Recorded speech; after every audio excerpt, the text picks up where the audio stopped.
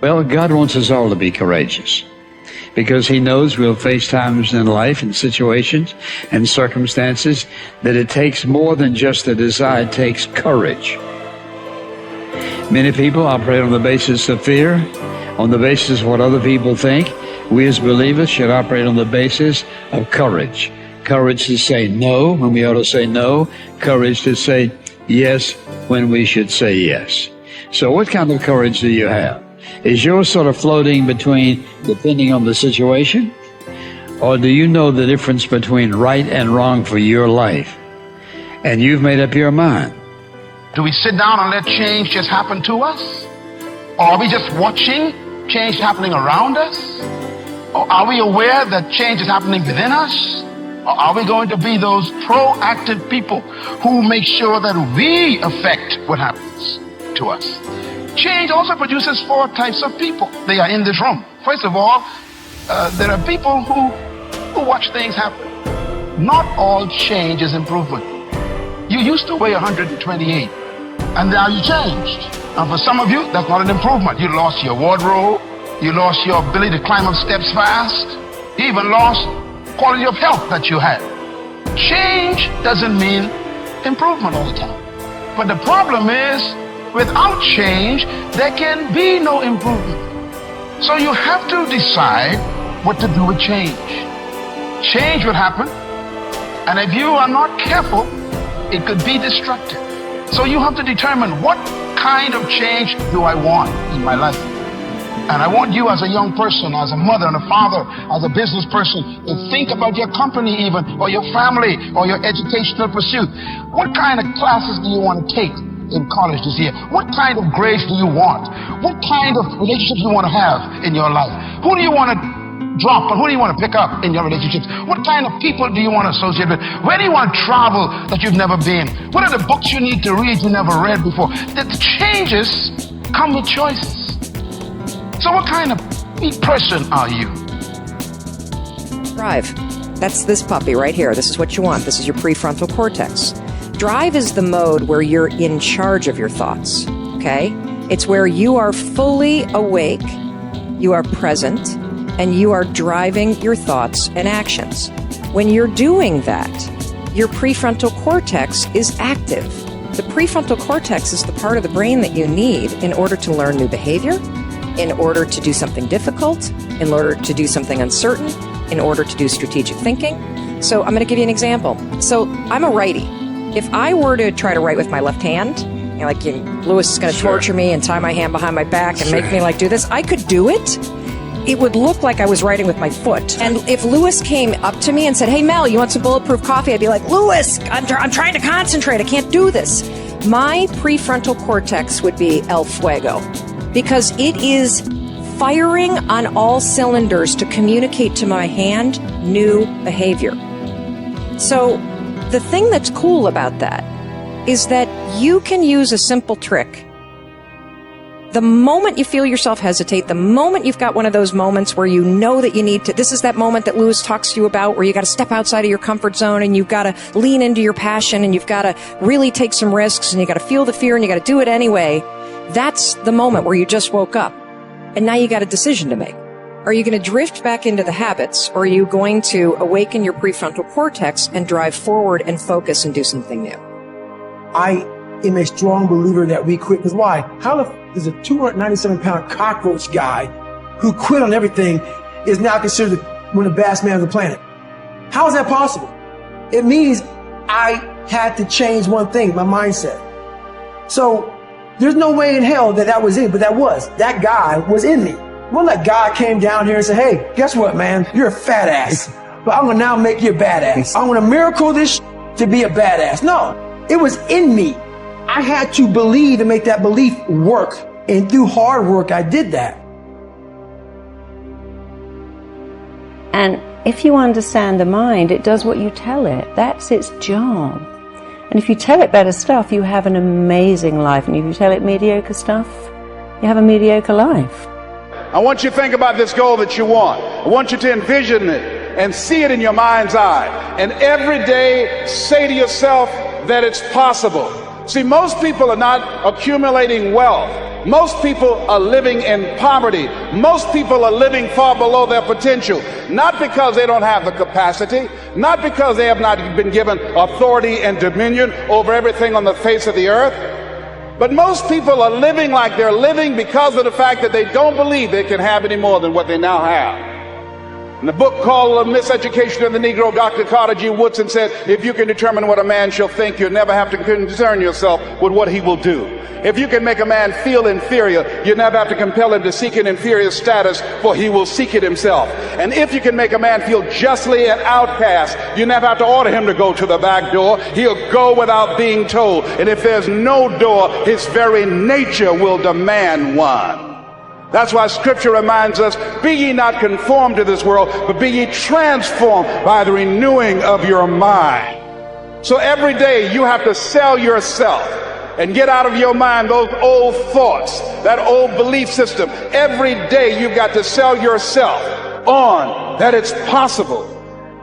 That you got to put a new mind in you. You got to get out of your mind. You got to begin to restructure your thinking.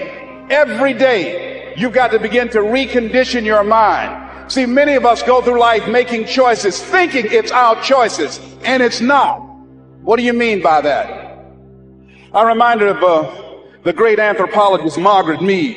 She was in a restaurant in Europe, and a waiter saw her and said, "Oh, how are you? I'm so glad to see you." He said, "There are several other Americans here tonight." And she said, "Is that right?" He said, "Yes."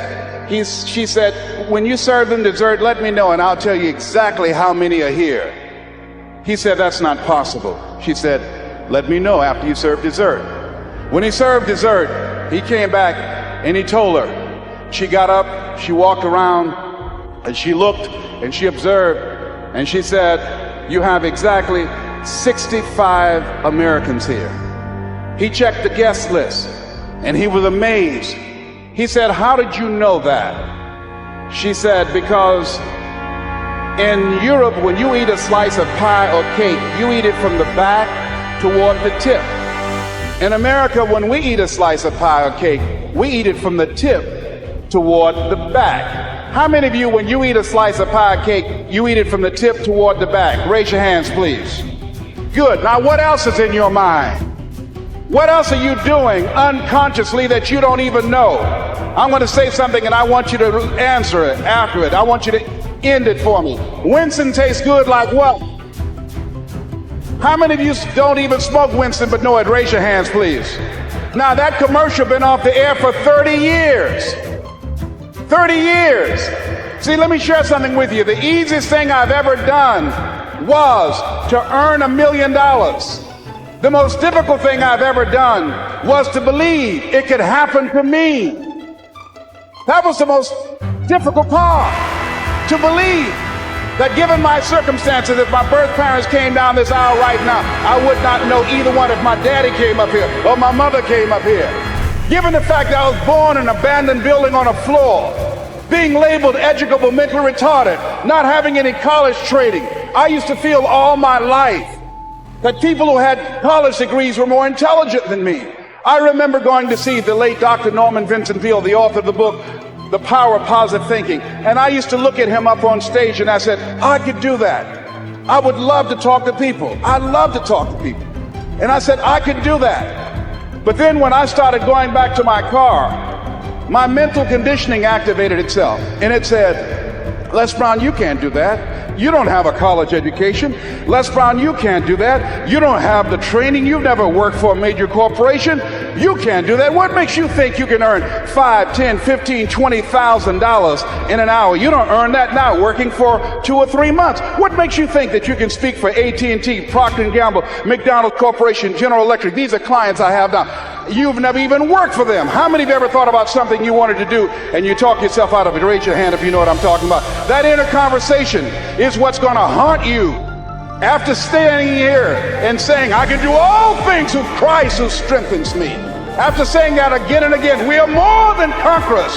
That inner conversation will cause you, when you leave here, to go back leading a life of mediocrity, leading a life of unproductivity, leading a life of poverty. You said something in there that really interesting, but I don't understand quite what you mean by it. So you said you have to make sure that the language is not only compelling, but absolutely up to date. What do you mean up to date? I'll give you an example. I worked with somebody who was morbidly obese. And he had a story, you know, when I was a baby, I was only 2 pounds, I nearly died, my parents had to feed me every hour, wake me up, and if I threw up the food, my mum would cry. And so he has this story. I'm like, okay, but that's 50 years ago. Now you're going to die of being 600 pounds. So you have to talk to the mind and say, this is completely outdated. It's behind you. So people have a story, you know, I can't find love because my dad left when I was 1. I can't find love because my mum preferred my brother. I can't be a success because I never went to university. I can't speak in public because I blush. Without understanding, when you describe why you can't, you keep it going. If you keep talking about the symptom, your mind keeps it alive, because whatever you focus on, you get more of. And so a lot of people have language that's completely irrelevant. Like, yes, I know your dad left when you was 1. I know your mother put you up into foster care and didn't love you, but that's then. This is now. And so they have outdated stories, outdated language. I can't do that because the classic one I held on, oh my God, my boyfriend just ripped out my heart, stamped all over it, killed me. And if I find love again, it will kill me. I'm like, darling, you got bored. And you would have got bored too if you'd stuck around. And that was your starter relationship. Go and find a better one with someone amazing. Everything he loved in you, you didn't take it home with him. It's still there.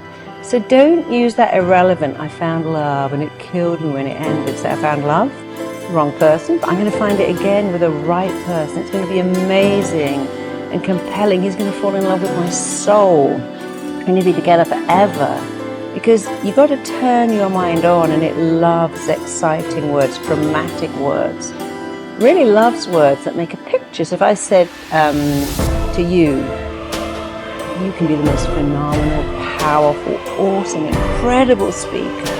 When you speak on stage, everyone stops and listen. You could hear a pin drop. They look at you. They hear what you're saying. They like you. The mind goes, oh, I like this. I know where I'm going here. But when you go, I'm not bad at speaking. Sometimes I'm quite good. Occasionally, I really get it right. The mind goes, what are you talking about? That's not dramatic enough for me. Yeah, I'm a huge believer in the power of self-talk, and that the way that you talk to yourself is going to have a profound impact on how you move forward, and, like you said, getting excited and using big language. The way I'm told is that